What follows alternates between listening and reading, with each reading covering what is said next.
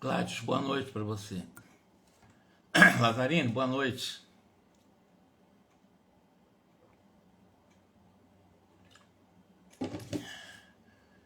Muita paz para vocês. Para nós. Tá balançando assim porque esse suporte aqui parece que tem mola, né? Boa noite para vocês. Obrigado, Lazarine. Obrigado, Gladys. Bom, já vamos começar a fazer, nós já que estamos aqui, nós. Erlen, boa noite. Só uma rememorada aqui, que hoje uma amiga nossa, ela chegou, Jorge, tá um embaralhado de nomes ali e tal. Só para nós relembrarmos, né? Toda essa história, ela começou a partir daquela chamada prece refratária, que a Evelina fez, que ela estava fazendo, né? Alice, boa noite. Dedicada à sua mãe Odila, que é uma obsessora, então ela não tinha como interferir, e as preces delas alcançavam planos superiores. E foram lá ver o que estava acontecendo para trabalhar exatamente ali, inclusive em socorro à própria Evelina, né? Pois bem, a partir daí começamos a conhecer alguns personagens, e todo o enredo do livro está nos levando a uma aproximação de um entendimento melhor da lei de causa e efeito, e as reencarnações, inclusive muito próximas, né? A gente vai ver que da Guerra do Paraguai, lá para o final, mais ou menos, né, na segunda, entre 1870, 60, 70 até o final da Guerra do Paraguai, as encarnações que ocorreram, né, foram até só o Leonardo que ainda está desencarnado, que é o velho, né, que foi o que assassinou o Estevão. Mas vamos lembrar as palavras. Zulmira, quem é a Zulmira? A Zulmira é casada com Amaro. A Zulmira é obsidiada lá pela Odila. Odila não sabemos quem foi ainda em outras existências, mas a Zulmira nós já sabemos quem é. A Zulmira é a Lina Flores, aquela mato-grossense que estava presa lá no Paraguai, e que o Estevão, que é o atual Mário, aquele enfermeiro, teria casado lá na época, né? E acabou o Mário na época, Estevão, sendo enganado pelo Armando e pelo Júlio. O Júlio nós vimos quem é, né? Reencarnou com a criança, morreu com 8 anos, e se tornou filho do Amaro. O Amaro é aquele Armando que foi amigo dele naquela época, na Guerra do Paraguai. Eu anotei mais aqui a questão esses personagens, estamos girando em torno desses personagens. Amaro foi o Armando. A Lina Flores, atualmente a Zulmira. O Júlio antigo é o Júlio atual. O Leonardo continua o Leonardo. O Leonardo é neto de quem? Antonina. Antonina quem foi? Foi a Lola. A Lola quem foi? Ela foi... Ele era apaixonado, o avô dela, né? Na época, como o Leonardo era apaixonado por Lola, hoje é o avô dela, né? Desencarnado. E esses são os personagens. Não são muitos, mas nós estamos vendo aí quem é quem, né? Zulmira, a Lina, o Júlio é o próprio Júlio, o Amaro foi o Armando, amigo do Júlio na época da Guerra do Paraguai, o Mário foi o Estevão, né? Estevão foi assassinado. Lembra que o Estevão, ele acabou sendo envenenado pelo Leonardo, que é o avô da Antonina, porque ele teria traído ele com a Lola, que hoje é a neta do Leonardo, né? Então, ficou bem claro, está gravado aqui, são os personagens, por enquanto, nós estamos entendendo, temos processo reencarnatório. Analisando um cenário da Guerra do Paraguai e analisando o momento lá no Rio de Janeiro, que está ocorrendo esse fato, o que está acontecendo exatamente na atual encarnação. Pois bem, 21º capítulo, Conflitos da Alma é o título. Voltando à residência de Amaro, vocês sabem, o antigo Armando, ainda conseguimos observá-lo fora do veículo denso, em conversação com Odila. Odila foi a primeira esposa dele que morreu, que é a obsessora da Zulmira, a ex-Lina Flores, né? Sobre o amparo direto de Clarencio. A primeira esposa, a Odila, né, do Amaro, identificando o marido provavelmente com o auxílio de Clarencio, abandonara a Zulmira, que era a Lina Flores, né, por instantes e ajoelhara-se aos pés, rogando-lhe súplica. Amaro, por favor, expulsa, corre esta mulher da nossa casa, ela furtou a nossa paz.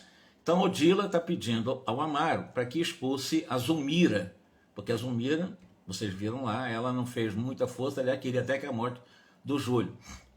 Matou o nosso filho, prejudica a Evelina e transtorna-te, apontando a enfermeira Zulmira com terrível, repetindo aqui, A Odila apontando a Zulmira com raiva, com terrível olhar, por que retém semelhante intruso? Então, a Odila, a primeira esposa, está questionando por que ele continua casado com ela, já que ele mesmo sabe que ela não fez força para salvar o filho. Por que continua esse inferno com ela na vida dela? Isso a Odila, desencarnada, a primeira esposa, cobrando do Amaro, né, porque que ele está nessa renúncia toda. Amaro, muito triste, esforçava por dirigir a atenção no rumo de Clarencio, mas talvez torturado pelo reencontro com a primeira mulher, que é a Odila, e ela estava bem mal-humorada, enfurecida, perder a serenidade que lhe caracterizava habitualmente o semblante, enquanto junto de nós ele parecia realmente dominar a situação, né? Ali naquele momento ele perdeu a calma, né? E de repente ele começou a transformar-se diante da Odila. Ali, perante a mulher que lhe dominava os sentimentos, revelava-se mais acessível ao desequilíbrio e à conturbação. Então até ali o Amaro estava até em um certo equilíbrio, mas quando esteve agora diante de Odila, Zulmira e a Odila pediu para que ele expulsasse a Zulmira de casa, ele ficou meio perturbado, ficou um pouco desequilibrado nesse momento. Ele estava equilibrado até ali quando ele fez as suas confissões. Mostrava-se interessado em responder às censuras que ouvia, entretanto, extrema palidez fisionômica denunciava-lhe agora a inibidora emoção. Situado entre Odila e Zulmira, parecia dividir-se entre o amor e a piedade. Odila prosseguia gritando com inflexão enternecedora. No entanto, imóvel, Amaro assemelhava-se a uma estátua viva de dúvida e de sofrimento. Esperava que Clarencio, qual acontecera minutos antes com o Amaro, reconduzisse à mente de Odila as impressões do pretérito a fim de acalmar-lhe o coração, e cheguei a falar-lhe nesse sentido, mas o Clarencio informou, não convém. O que ele está dizendo aqui? Que vendo essa confusão da Odila perturbada, pedindo para tirar a Zulmira de lá, o André Luiz pensou na possibilidade do Clarencio fazer a regressão de memória da Odila para saber quem ela foi também. E o Clarencio disse que não nos convém, não adianta fazer esse tipo de trabalho agora com Odila. Já fizemos com os outros, vamos ficar agora só nesses outros que já fizemos. A nossa história cresceria demasiado por espraiar-se excessivamente no tempo. Então nós íamos delongar muito essa história em relação a esses personagens. Então ele não quis fazer a regressão da Odila. É aconselhável a nossa sustentação no fio de trabalho nascido na prece de Evelina. Lembram-se? A Evelina, quando ela fez a prece chamada prece refratária, que ela fez a prece pedindo à mãe dela proteção, mas a mãe dela é uma obsessora, não podia proteger, mas a prece de Evelina não foi perdida e alcançou as esferas superiores e estavam atendendo nesse momento a Evelina. E aí é que começa a desenrolar todo o drama que nós estamos analisando desde a Guerra do Paraguai. Reparando que Amaro manifestava estranha aflição, Clarencio acercou-se dele paternalmente, afastou-o de Odila, transportando para o leito em que o seu carro físico repousava. A pobre Odila tentava agarrar-se a ele, clamando com um desconsolo enorme: Amaro, não me abandones, por favor. O relógio, o carrilhão da família assinalava 3 horas da manhã. Amaro acordou abatido, esfregou os olhos sonolentos, guardando a ideia de ainda estar ouvindo o apelo que vibrava no ar. Amaro, que era Odila chamando ele. O abalo do reencontro, para ele ou fora nele, realmente muito forte. No reencontro com o antigo Armando, sabendo que Zulmira agora é a Lina Flores, e a Odila sofrendo muito, num ele vê piedade, no outro ele vê amor, então ele está numa confusão danada, o antigo Armando, o atual Amaro. Na tela mnemônica permanecia tão somente a fase última da sua incursão espiritual, a imagem de Odila, que se lhe afigurava implorando socorro da palestra que alimentara conosco, não restava traço algum, ou seja, ele lembrava muito mais o apelo da Odila do que todas as orientações que foram dadas para ele durante a sua confissão lá com o Clarencio, com o próprio André Luiz, com o doutor Hilário, etc. Deixando-o entregue à lembrança fragmentária que lhe assomava à consciência como simples sonho, fomos embora. A irmã Blandina solicitava-nos concurso imediato em favor do Júlio, lembrando que o Amaro, o ex-Estevam, ele estava querendo brigar com o Júlio, tá? Porque o Júlio foi o primeiro a interferir na vida dele, né? Traindo exatamente seduzindo a Lina Flores. Ele estava com muita raiva. Então a Blandina foi para ali por causa dessa evocação. E aí a Blandina, nesse momento, está pedindo para que esse grupo fosse de novo lá para a colônia para ajudar o Júlio, que confiara aos cuidados de Mariana, que era a mãe dela, a avó dela, né, enquanto nos buscava a companhia. Valendo-me da excursão para o lar da bênção, que é onde está recolhido o Júlio, indaguei do ministro quanto a certo enigma que me feria a imaginação. Esteves, ao tempo da guerra do Paraguai, sofrera tanto quanto Júlio o suplício do veneno. E é verdade. O Estevão foi envenenado. O Júlio se envenenou. Olha a diferença. Mas a situação de um e de outro é muito diferente. O Estevão, lá, o Mário Silva, reencarnado, enfermeiro, trabalha, absolutamente produtivo, embora com raiva agora quando está fora do corpo. Mas ele vive uma vida normal. E o Júlio não. O Júlio com graves problemas, além do afogamento, ainda no mundo espiritual, com essa lesão, né? Essa chaga na glote. E o André Luiz está fazendo essa comparação, né? O Estevão, ao tempo da guerra do Paraguai, sofrera tanto quanto o Júlio, ambos foram envenenados, né? Um tomou o veneno e o outro foi envenenado. Por que surgiram em ambos efeitos tão diferentes? O menino ainda trazia a garganta doente, ao passo que Estevão, vitimado por Leonardo, não parecia haver conhecido qualquer consequência mais grave. Ou seja, ele foi envenenado, mas o veneno que o Leonardo lhe deu e ele morreu, porque ele foi assassinado, não trouxe cicatriz nenhuma no perispírito dele. Ele foi envenenado, mas aquele corrosivo não trouxe nenhuma cicatriz na glote do Estevão, porque ele foi assassinado. O outro não, o outro se matou, primeiramente através do veneno, depois pelo afogamento. Aí trouxe lesões graves. E o André Luiz ficou, por que um tem a lesão e o outro não tem? Se os dois foram envenenados. Clarencio explicou o seguinte: não tomaste em consideração o exame das causas do envenenamento. Esteves, ele foi envenenado, enquanto Júlio se envenenou. Há muita diferença aí. O suicídio acarreta vasto complexo de culpa. A fixação mental do remorso opera inapreciáveis desequilíbrios no corpo espiritual. Então, essa fixação mental do remorso, que é a culpona, a culpa é enorme, né? Acaba realmente operando isso que ele chama de inapreciáveis desequilíbrios no perispírito. Daí a chaga na glote do Júlio, porque ele tá, o remorso, porque ele realmente sabe cometer um grande crime perante a vida. Ele suicidou-se. O mal, como se instala nos recessos da consciência que o arquiteta e concretiza. Por exemplo, nós vimos Leonardo com a imagem de Esteves atormentando a imaginação. Observamos Júlio enfermo até agora em consequência de erros deliberados aos quais se entregou há quase 80 anos. O pensamento que desencadeia o mal encarcera-se nos resultados dele, porque sofre fatalmente os choques do retorno no veículo em que se manifesta. E o Clarencio ainda acrescentou o seguinte: claro que é natural que a lei funcione dessa forma. E de repente atingiram a graciosa residente de Blandino, entraram, o Júlio estava chorando, enfim, infundindo compaixão deles lá. Após saudarmos a devotada Mariana, que o assistia com desvelo maternal, Clarencio examinou e notificou à irmã Blandina algo inquieta. Estejamos tranquilos agora. Espero conduzi-lo à reencarnação em breves dias.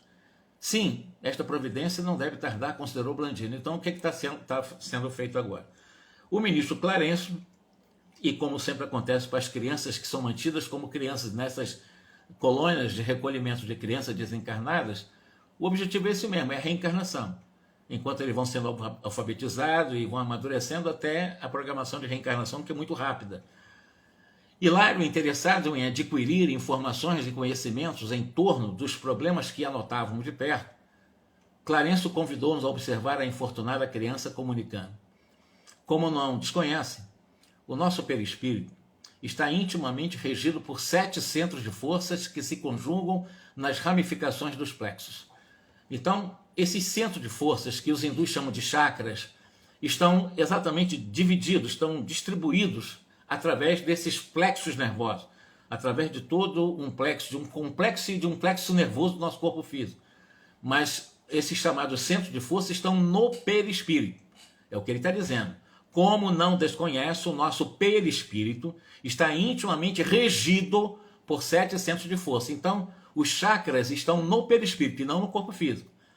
E que, vibrando em sintonia uns com os outros ao influxo do poder diretriz da mente, estabelecem para o nosso uso um veículo de células elétricas que podemos definir como sendo um campo eletromagnético no qual o pensamento vibra em circuito fechado. Nossa posição mental determina o peso específico do nosso perispírito e, consequentemente, o habitat que lhe compete. Então, é aquela dificuldade que o André Luiz está querendo entender. Um foi envenenado e o outro se envenenou. O que foi envenenado não traz as matrizes no perispírito nem no corpo físico. E o Júlio, que se envenenou, ele traz as matrizes do mal, da lesão, no perispírito. E por que essa lesão? As consequências dessa lesão? E está sendo explicado que nós temos 7 chakras, ou centro de forças. E esses centros de forças funcionam exatamente como captadores de energias e a sua harmonização. Tanto o chakra, nós chamamos o coronário, o frontal, o laríngeo, o cardíaco, o esplênico, o gástrico e o sexual, e o de base. São 7 chakras, e todos esses chakras estão interligados. Tanto o de base, que é o chamado chakra sacral, como o coronário, que é o 7º chakra, eles funcionam um interagindo com o outro. Se um estiver com um tipo de bloqueio, como o caso de Marisa, como o caso de Margarida no livro Libertação, o trabalho de obsessão, de subjugação e de possessão é feito por esses caminhos. É você neutralizar a captação de energias pelos chakras. Ou seja, neutralizando a captação de energia, você vai mexer com todo o sistema nervoso, porque os plexos vão estar desestruturados, vai interferir no sistema nervoso e consequentemente, na própria capacidade cognitiva. A pessoa perde a noção de equilíbrio, de conexão com a realidade, de equilíbrio, de centralização cognitiva. É o que estava acontecendo com a Margarida, estava mais perdido que cego em tiroteios, ela não estava mais entendendo nada, porque não estava recebendo essas energias exatamente a partir dos chakras que estavam ocorrendo. Leôncio e Gaspar estavam neutralizando a captação dessas energias, interferindo no sistema neurológico da Margarida. E é isso que ele está dizendo. Mero problema de padrão vibratório. Cada qual de nós respira em determinado tipo de onda. Quanto mais primitiva se revela a condição da mente, mais fraco é o influxo vibratório do pensamento. Por quê? Porque o pensamento, ele vem das experiências, da cognição, do mapa de informações, ou seja, do aprendizado de cada um de nós. Quando nós criamos esse mapa cognitivo de muitas informações, é exatamente daí que nós também criamos os chamados sistemas de crenças, mas são desses mapeamentos, dessas superposições de experiências, de imagem, som, em várias reencarnações, que nós vamos criando exatamente o nosso mundo mental, de onde sai o pensamento. O pensamento não sai do nada, o nosso pensamento sai do nosso mundo mental. E o nosso mundo mental é a soma exatamente das nossas experiências. Um ser primitivo, na condição primitiva, ele ainda está muito fraco ao chamado influxo vibratório do pensamento, porque ele não tem muito material para tirar do mundo mental, ainda é um ser primário. Nós já saímos da condição primária, estamos numa condição mais avançada, nós temos muito material, muito conteúdo no mundo mental, e é daí que saem os pensamentos. E muitos pensamentos, e muitos deles totalmente descoordenados. Porque o pensamento ele vai gerar sentimento e emoções. Sentimento e pensamento ao mesmo tempo, e emoção já é física. Quando chega num processo emocional, já é intrínseco, ele já é na sensação física. Pensamento, sentimento e sensação física. Equilíbrio no pensamento, equilíbrio no sentimento, equilíbrio na emoção. Desequilíbrio no sentimento, desequilíbrio no pensamento, desequilíbrio no sentimento, desequilíbrio na emoção. Consequentemente, o corpo, porque a emoção já é física, né? Mas voltando aqui, induzindo a compulsória aglutinação do ser das regiões da consequência embrionária ou torturada, onde se reúnem as vidas inferiores que lhe são afins, o crescimento do influxo mental no perispírito, após abandonar o corpo terrestre, está na medida da experiência adquirida e arquivada em nosso próprio espírito. Ou seja, quanto mais nós crescemos em aprendizados, errando, acertando, mas aprendendo, esse material exatamente vai, nessas nossas experiências, sendo arquivado em nosso perispírito. E esses arquivos já explicamos, né? Imagens, som emitidas ou recebidas, vão sendo pela repetição dessas experiências, elas vão formando em nós mapas de aprendizados, mapas cognitivos. E desses mapas cognitivos, nessa geografia de aprendizados, vão surgir várias, milhares e milhares e milhares de caixinhas de crenças, é onde nós alimentamos as nossas crenças, ora crenças limitantes, ora crenças proativas. As limitantes nos prejudicam, né? As limitantes são aquelas caixinhas que me colocam na condição de infeliz, de uma pessoa que não vale nada, uma pessoa que não dá conta, uma pessoa que, enfim, aquela pessoa que se coloca sempre na menos-valia. E quando você tem as caixinhas das chamadas crenças proativas, você já pensa diferente, você já extrai dessas suas próprias crenças, eu posso, eu consigo, eu sou capaz, eu mereço, eu sou filho de Deus, sou aprendiz da vida, sou espírito imortal. Tudo isso a gente sabe, então isso é uma crença proativa. Isso te faz caminhar para frente e para o alto. As outras não, ela te mantém estacionado. Mas tudo isso vem de onde? Do mapa cognitivo, de todos os nossos aprendizados. E o que nós fazemos dos nossos aprendizados é que nós vamos formando as nossas crenças pessoais. Atentos a semelhante realidade, é fácil compreender que sublimamos ou desequilibramos o delicado agente de nossas manifestações conforme o tipo de pensamento que nos flui da vida íntima. Quanto mais nos avizinhamos da esfera animal, maior é a condensação obscurecente de nossa organização. Em outras palavras, quanto mais nós vivemos o desequilíbrio, quanto mais nós vivemos exatamente pela invigilância, as escolhas equivocadas, através de comportamento malsãos, comportamentos não sadios, o que nós vamos fazer com o nosso perispírito? Nós vamos adensar, é o que ele está dizendo. Quanto mais nós nos avizinhamos da nossa experiência animalizada, maior é a condensação obscurecente da nossa organização perispiritual. O perispírito fica muito denso. Quando nós desencarnamos sob o impacto do nosso desequilíbrio de uma vida muito mais animalizada do que espiritualizada, o nosso perispírito é muito denso depois da nossa desencarnação.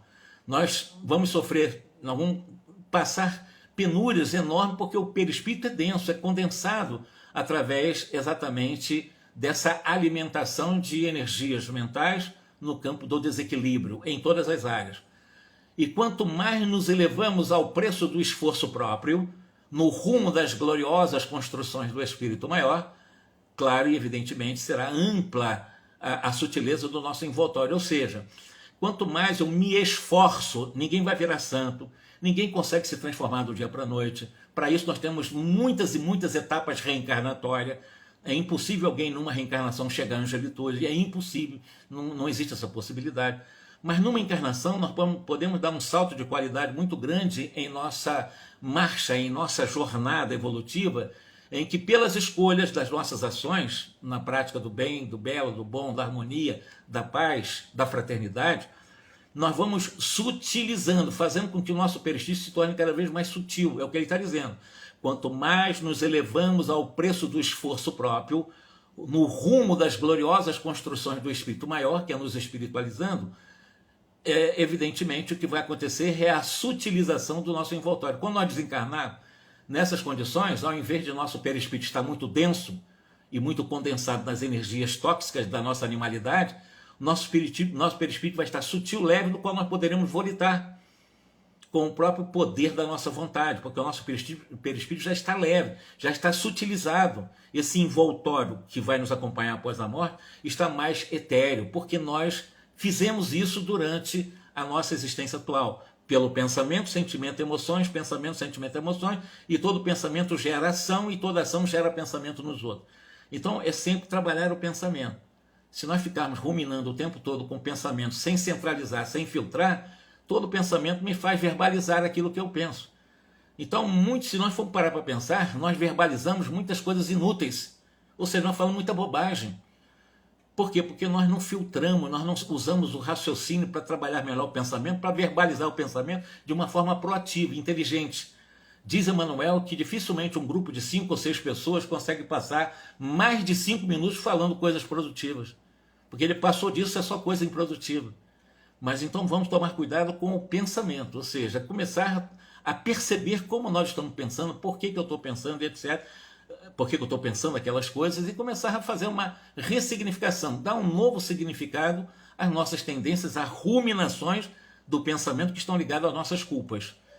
E continua aqui: ouvimos as preciosas explicações elevadas, mas Clarencio, reparando que não nos cabia fugir do quadro ambiente, voltou-se para a garganta enferma do Jolho, porque o que está sendo analisado é assim, por que ele tem essa lesão tão grave, essa chaga tão grave na glote?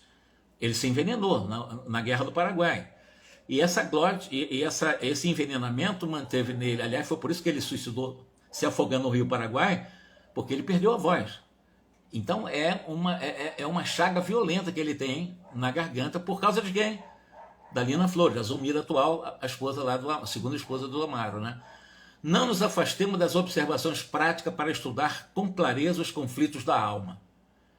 Tal seja a viciação do pensamento, tal será a desarmonia do centro de força que reage em nosso corpo e essa ou aquela classe de influxos mentais. Ou seja, conforme eu manter a minha viciação do pensamento, tem pessoas que têm um vício mental, ou de falar mal dos outros, ou de só estar vendo as coisas erradas nos outros, ou, enfim, fica alimentando aquelas coisas muito ligadas à nossa animalidade, não à nossa transcendência, ou seja, à nossa espiritualidade. Então, uma pessoa viciada em pensamentos negativos vai trazer desarmonia para esses centros de força que são os chakras, são os 7 chakras que nós temos no perispírito. E, evidentemente, você adensando as energias do próprio chakra, o seu perispírito vai, de alguma forma, se tornando cada vez mais denso. É o que ele está falando, né? Que reage ao nosso corpo e essa ou aquela classe de influxos mentais que vai manter o nosso perispírito cada vez mais denso e o nosso centro de força também prejudicado, porque os chakras captam energias vindo do cosmos. E esses chakras, tendo as suas funções de captar energias, condensar e distribuir a partir dos plexos nervosos para a manutenção da vida física, e o caminho final das energias captadas pelos chakras são transformadas em minúsculas gotículas de hormônios. Então, todo hormônio que o corpo produz nada mais são do que a materialização das energias captadas pelos centros de força, ou seja, pelos chakras. E ele está explicando isso. Quando você vive desequilibrado mentalmente, pensando coisas ruins, pensando coisas que muito ligadas à sua animalidade, à nossa ainda condição animal, o que vai acontecer? Nós não vamos ter a capacidade de captar de forma harmoniosa as energias necessárias para a produção de hormônios e o metabolismo também harmônico do nosso corpo. Consequentemente, eu vou criar uma hiper ou uma hipoatividade nesses chakras. A hiperatividade é a superexcitação de captação de energia que vai haver congestionamento, vai me trazer problema. Ou a hiperatividade, que é exatamente a obstrução. Essa obstrução vai me trazer problema. Então, o objetivo é exatamente a harmonização, o funcionamento harmônico dos centros vitais, dos chakras, né? Para que nós possamos ter saúde física, inclusive, e também emocional. Tal seja a viciação do pensamento, tal será a desarmonia no centro de força que ele está dizendo, só repetindo. Por quê? O centro de força reage em nosso corpo físico exatamente a esses influxos mentais negativos, pelo pensamento. Apliquemos a nossa aula rápida, tanto quanto nos seja possível, a terminologia trazida do mundo. Para que vocês consigam fixar com mais segurança os nossos apontamentos, analisando a fisiologia do perispírito, classifiquemos os seus centros de força, aproveitando a lembrança das regiões mais importantes do corpo terrestre. Quais são as regiões mais importantes do corpo terrestre? Ele vai dizendo, temos assim, por expressão máxima do corpo físico, que nos serve presentemente, o centro coronário, que na Terra é considerado pela filosofia hindu como sendo o lótus de 1000 pétalas. Onde é que fica o centro coronário? Exatamente no centro do nosso cérebro, no centro da nossa cabeça, no centro do nosso crânio. Aqui está exatamente o chamado centro de força coronário, ou chakra, que é um termo hindu, que é o coronário, onde está a nossa glândula. Lembra que eu falei? É por aí que são produzidos os hormônios. E o coronário produz hormônio de vida mental, ou de vida psíquica. E é a mais importante das glândulas do corpo físico é exatamente a glândula pineal, ou a epífise. E ele vai dizer exatamente isso. Temos por expressão máxima do veículo que nos serve presentemente o centro coronário, e por ser o mais significativo em razão do seu alto potencial de radiação, de energização. Ele dispara energia para o nosso corpo, ele recebe, capta as energias, condensa e distribui a partir dos plexos nervosos. de vez que nele assenta a ligação com a mente, fulgurante sede da consciência, ou seja, ali, metaforicamente falando, é a sede da consciência. O que é a consciência? Sou eu, essência. Consciência sou eu, luz. Consciência sou eu, essencialmente. Consciência, como as religiões dizem, consciência sou eu, espírito. Reduzindo em outras palavras. A religião chama de espírito. É a consciência, é o self de Jung, né? Então é o eu mais profundo de Jung. Então esse self, evidentemente, é a nossa consciência. E a sede dessa consciência é exatamente o centro coronário, que é o centro da vida transcendental, da nossa vida para além da vida material. Vejam a importância dessa glândula epífise, vejam a importância dessa glândula pineal. Esse centro recebe, em primeiro lugar, os estímulos do espírito, comandando os demais, vibrando, todavia, com eles em justo regime de interdependência. Considerando em nossa exposição os fenômenos do corpo físico e satisfazendo aos impositivos de simplicidade em nossas definições, devemos dizer que, dele, emanam as energias de sustentação do sistema nervoso e as subdivisões. Em outras palavras, o centro coronário, o chakra coronário, que está ligado diretamente à glândula pineal ou epífise, é dele que emanam as energias que sustentam toda a nossa vida neural, todo o nosso sistema nervoso, toda a nossa capacidade nervosa e as subdivisões de todo o sistema nervoso central. E olha só, nós estamos falando ligado a um processo em que a neurociência não conhece. O neurocientista não conhece, está longe de conhecer. O neurocientista conhece muito bem, sob o ponto de vista do materialismo, o funcionamento do cérebro com muitos limites. Agora estamos falando de alguma coisa que vai além do funcionamento cerebral. Estamos falando de energias que emanam, né, e que emitem através de produções de hormônios psíquicos ou espirituais ou mentais para sustentar o sistema nervoso central. Então a sustentação do nosso equilíbrio neural, ou do todo o conjunto do nosso sistema nervoso central, se dá energeticamente. Você pode tomar todos os remédios do mundo, você pode tomar todos os psicotrópicos, todos os benzodiazepínicos do mundo, mas se você não se equilibra mentalmente, se você não se equilibra emocionalmente, se você não se equilibra nas escolhas para o comportamento através dos seus atos sadios, não tem remédio que cure o seu mal. Porque o único remédio que vai te dar equilíbrio são as energias captadas pelos centros de força, que são chakras já conhecidos milenarmente pelos hindus. Os espíritas não estudam ainda muito isso. Toma um passo, vamos tomar um passo. Sim, o passo está ligado à captação de energias possivelmente polarizadas por médiuns e por outros tipos de energias do qual o paciente recebe. Sim, mas isso ali é uma coisa rápida. Ele recebe, se harmoniza, tal, sai lá para fora, cai o pensamento, ele volta a desarmonia energética. Então é um benefício muito rápido. Nós é que temos a capacidade, como terapeutas ou autoterapeutas, a capacidade de nos harmonizar pelo controle do nosso pensamento, pela disciplina, pela capacidade que temos de dominar o nosso pensamento. E aí vai exatamente o que ele está falando, sendo o responsável pela alimentação das células do pensamento e o provedor de todos os recursos eletromagnéticos indispensáveis à estabilidade física, é por isso o grande assimilador das energias solares e dos raios da espiritualidade superior capazes de favorecer a sublimação da alma. Por isso que eu digo que o chakra coronário, ele é exatamente o chakra da vida transcendental, porque ele é o grande assimilador dessas energias, inclusive do magnetismo do Sol, né, e os raios da espiritualidade superior, capazes de favorecer a nossa ascensão espiritual, a nossa sublimação espiritual.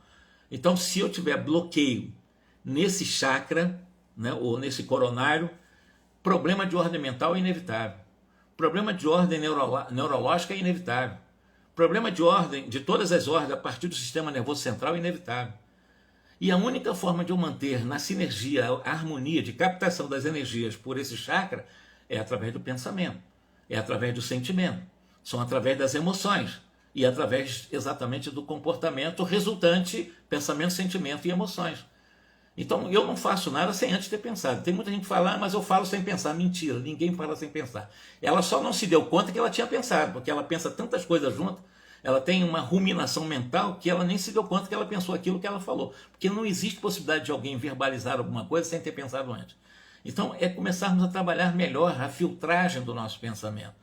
Por que eu penso isso? Por que eu não penso aquilo? e despreocupar com o que os outros pensam. Porque o convite é eu começar a pensar para que eu possa trabalhar esse grande assimilador de energias do Sol. Aqui é simbólico, porque a energia do Sol, o Sol funciona de dia e de noite. Por quê? De dia, a claridade, luz e calor, e à noite, através da própria Lua, o magnetismo lunar é a condensação do magnetismo do Sol. Então, 24 horas por dia, nós estamos sob o influxo das energias do Sol, dos raios da espiritualidade superior, do qual o convite é estarmos permanentemente em contato. E aí, evidentemente, vai favorecer em cada um de nós, com certeza absoluta, a nossa ascensão gradual. Ninguém vai virar santo do dia para a noite. Viver bem, viver com dignidade, com humildade, com tolerância, enfim, com aqueles requisitos que Jesus nos convidou a exercitar, não é santificar, não vai ficar santo do dia para a noite, mas nós vamos ter uma vida infinitamente muito mais saudável. Estou falando isso. Você, quando se equilibra no pensamento, já dizia Juvenal, um grande poeta romano, do antigo Império Romano, em que ele dizia, mente sã in corpore sano, mente sã, o corpo sadio. Então, dentro dessa realidade, o convite é trabalhar no nosso pensamento. E tudo isso está sendo falado para explicar por que o Júlio mantém uma chaga na glote, né, já há mais de 80 anos, e o Estevão, que agora é o Mário Silva, reencarnado como Mário Silva, não traz nenhuma lesão no perispírito, porque também foi envenenado. A diferença está aí. É a questão da causa do envenenamento. Um deliberou fazer isso, cometeu um dos mais graves crimes ante as leis da consciência, né, que é o suicídio. E o outro não, o outro foi suicidado, ou seja, ele foi morto, né, pelo suicídio, foi envenenado. Então não tem que trazer lesões no perispírito, porque ele foi vítima nesse momento. Bom, logo após anotamos o centro cerebral. É um outro chakra, além do coronário, vai falar no cerebral, que é próximo ao centro coronário e ordena as percepções de variedade de espécie. Percepções essas, o cerebral fica na região frontal. Percepções estas que na vesta carnal constituem visão, audição, tato e a vasta rede de processos da inteligência que dizem respeito à palavra, à cultura, à arte, ao saber. Então, essa região que ele está falando exatamente como o centro vital, o centro cerebral, ele está próximo ao coronário, mas ele está na região frontal, o outro está no centro da cabeça. E ele está muito ligado, a sua funcionalidade, às nossas percepções, né, em relação à nossa visão, audição, a nossa capacidade de tato, também a capacidade de inteligência que diz respeito, seja a verbalização, a palavra, a cultura, a arte, o saber. Então é um chakra extremamente importante, que é exatamente o frontal, que ele chama cerebral. E é o centro cerebral que possuímos o comando do núcleo endocrínico referente aos poderes psíquicos. Então ele está falando também que do centro cerebral, que está ligado ao frontal, ele funciona também harmonizando a todo um processo a partir da hipófise, sobretudo, na tireoide, paratireoide, timo, suprarrenal. Ele vai trabalhar todo esse processo de funcionalidade, né? Também ajudando, porque o coronário é transcendente. Esse da chamada cerebral, o frontal, ele está ligado a essas já materializações da produção de hormônios, bem diretamente. Então ele é muito importante para a vida fisiológica. O outro está muito mais ligado à questão espiritual, por isso que é a glândula da vida mediúnica. E essa não, está mais ligado à questão da saúde física, essa frontal. É o que ele está dizendo aqui. Quem está dizendo isso é um ministro de nosso lar, que é o Clarencio. Logo após, identificamos o centro cardíaco. Né? Nós temos o coronário, nós temos centros, aliás, o laríngeo antes, frontal, e essa que fica na região da garganta. É um chakra muito conhecido, dos 7 é muito importante também, é o quinto chakra, né? E nesse quinto chakra nós temos exatamente aquele que preside os fenômenos vocais, inclusive as atividades do timo, da tireoide e das paratireoides.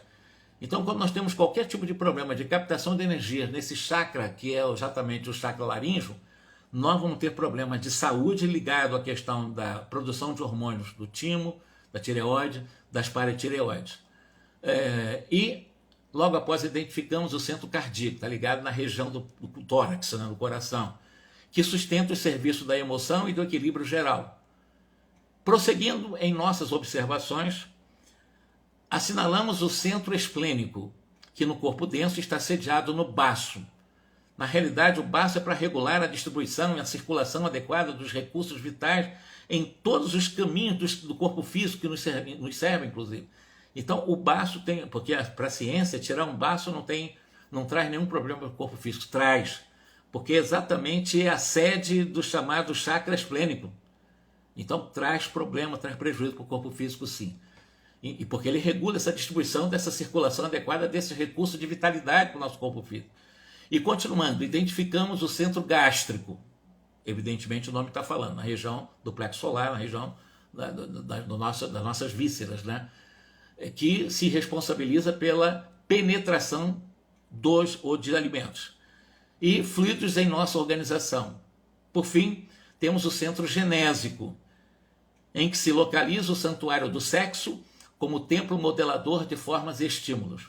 Então nós vimos, ele trabalhou os 7 chakras aqui, dando até um fator de funções morais, porque ele é físico, ele é perispiritual, interfere no físico, mas ao mesmo tempo no comportamento. Então é importantíssimo o espírito estudar os chakras, sim. É exatamente por esses chakras que nós vamos entender como é que nós funcionamos, como é que o nosso corpo funciona, como é que nós podemos regular e harmonizar a função desses chakras interligados do 7º ao 1º chakra. Como é que nós fazemos isso, harmonizar-se pensamento, sentimento, emoção e vontade. Porque pensamento, sentimento e emoção vêm da vontade. Considerando essa realidade, o instrutor fez uma pequena pausa e depois continuou. Não podemos esquecer, porém, que o nosso veículo sutil, o perispírito, tanto quanto o corpo físico, é criação mental no caminho evolutivo tecido com recursos tomados transitoriamente por nós mesmos aos celeiros do universo. Vaso que nos utilizamos para ambientar em nossa individualidade eterna a divina luz da sublimação com que nos cabe demandar as esferas do Espírito puro. Que maravilha essa frase que ele vai utilizando aqui para nos mostrar exatamente a importância do perispírito, do corpo físico. O perispírito não fica ligado diretamente ao corpo físico, mas com certeza através de um outro corpo, porque quando nós falamos perispírito parece que é um corpo monolítico, não é. O perispírito, que o Allan Kardec chamou de uma composição semimaterial, o perispírito está ligado ao corpo físico, sobretudo enraizado a partir das chamadas moléculas sanguíneas, mas através de um outro corpo chamado corpo ou duplo etéreo, ou corpo etéreo. Esse duplo etéreo é que faz o meio de campo entre o perispírito e o corpo físico, a partir das moléculas. Então é importante, o perispírito não está diretamente ligado ao corpo, não. O perispírito ele dá molde ao corpo, ele forma o corpo, etc., mas ele está ligado a um outro intermediário, que chama-se o duplo etéreo. Quando nós desencarnamos, o duplo etéreo se deteriora, ele desaparece. Só o que permanece é o perispírito. Mas o perispírito, nós, espírito, luz, centelha divina, chama divina, não estamos ligados diretamente no perispírito também não. O André Luiz vai mostrar um outro corpo que ele chama de corpo mental. Esse corpo mental é que fica ligado ao perispírito, que se através do duplo etéreo se liga ao corpo físico. São vários corpos, né? Isso com o tempo vocês vão entender, eu estou apenas mostrando o que o Clarencio está explicando para nós aqui. Vaso que nós utilizamos para ambientar a nossa individualidade eterna, importantíssimo isso. Individualidade eterna, para não entrarmos na filosofia panteísta. Isso quer dizer que nós vamos evoluir para a eternidade, mas nunca perderemos a nossa individualidade. Jorge é uma personagem. Jorge é transitório, é o nome que me deram. Mas eu não sou Jorge, mas eu sou um indivíduo. E esse indivíduo que eu sou, em essência, é para a eternidade. Jorge é transitório, você, Manuel, João, Maria, qualquer outra encarnação. Mas a essência que eu sou é para a eternidade, é o que ele está dizendo. Em nossa individualidade eterna, a luz divina da sublimação, que nos cabe demandar as esferas do Espírito puro. Chegaremos um dia a essa pureza. Isso vai levar, no mínimo, alguns bons trilhões de anos. Mas vamos chegar lá. Tudo é trabalho da mente, no espaço, no tempo, a valer-se de milhares de formas a fim de purificar e se santificar-se para a glória divina.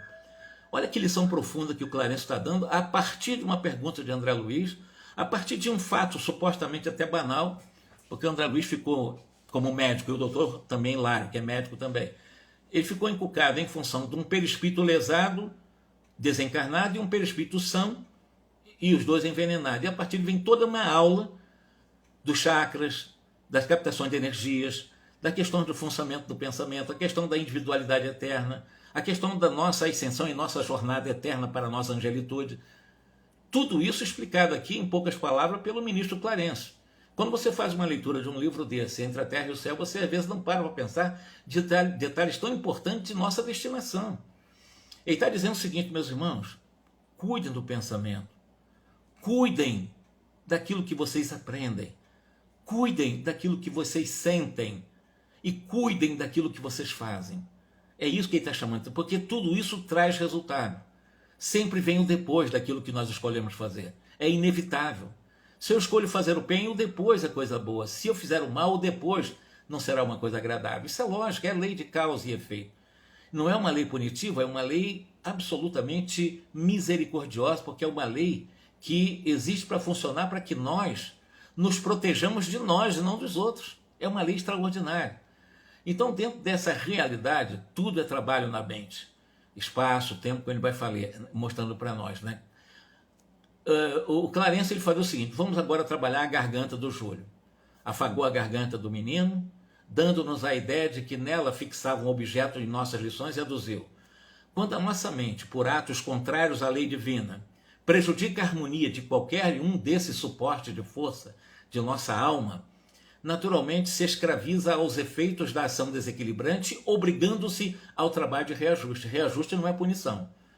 Você desequilibra, para você reequilibrar, você precisar realmente, num processo de reajuste, passar pelas consequências do desequilíbrio. Deus não pune, Deus não castiga, Deus não censura, Deus ama. As leis divinas, nos estatutos de Deus, nos estatutos das leis divinas, não há espaço para punições, mas há espaço sim, dentro da lei de causa e efeito, a necessidade do reajuste, da reparação dos erros que nós cometemos. Não é castigo, é oportunidade de reaprendizado para o reajuste, para exatamente nós repararmos os erros. Isso é um mecanismo normal. Dói. Se eu fiz a coisa errada, a consequência não vai ser uma coisa tão tranquila. Vai ser uma coisa incomodativa, mas um convite para reajustar-me, um convite para reparar o mal que eu fiz. É simples assim. Então é uma lei que funciona a meu favor. Nunca contra mim e nem me pune, não existe punição. Existe a autopunição pela culpa, mas a autopunição não é Deus que pune. Nós é que nos punimos de uma forma inútil, porque nós precisamos nos autopunir. Nós precisamos corrigir o erro sim, mas sem autopunição. Corrigir o erro com amor, através da autoamorosidade.